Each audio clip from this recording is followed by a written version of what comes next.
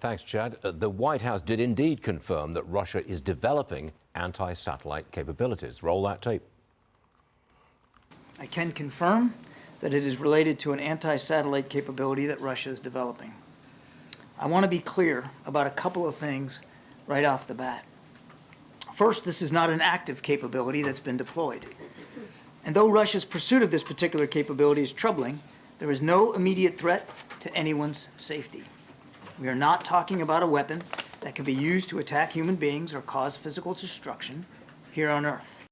Do not be alarmed. Pennsylvania Congressman Scott Perry joins me now. Congressman, are you reassured by Kirby's statement? Let me just say this, Stuart. Good to see you. I'm only going to comment on the open source reporting. I'm not really reassured by Kirby's reporting on anything. Quite honestly, I don't often believe statements coming out of John Kirby or the White House in general. But let me just say this: there's a reason that the Space Force exists, and no one should really be surprised about the activities of foreign nations to control and dominate different domains. Now, what is, I think, concerning, and maybe most people don't know, is that many countries, including Russia, have signed a treaty saying that we're not going to use offensive weapons from space. So maybe that's more of the conversation. But Stuart, while all this is happening, at the very same time, in Iran, the United States of America, through this administration, is allowing, if not encouraging them through the release of billions of dollars to continue with their nuclear weapons program. And not much is being said about that at all. Congressman, I'm going to change the subject for a second. Sure. House Republicans were able to pass a bill reversing Biden's ban on liquefied natural gas exports. In my opinion, that's a very big deal. But, Congressman, will this pass in the Senate?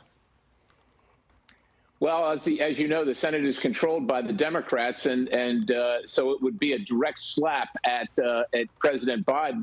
I suspect if it made it to the floor that it would pass, but I don't suspect that Chuck Schumer is going to allow it. As you know, I come from Pennsylvania. We've got a lot of natural gas. It's an international commodity, and during the heart of winter, when our constituents are paying record prices, including new taxes put on natural gas by the Biden administration, they would like to see the prices come down. This does not encourage prices to go down. This is actually encouraging prices to go up, while also helping our adversaries in Russia.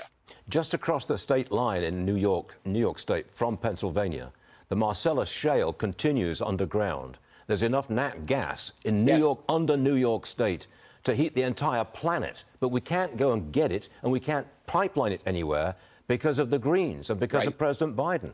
I mean, what do you make of that? I mean, this is a deliberate restriction on our ability to produce and export a much more friendly fossil fuel.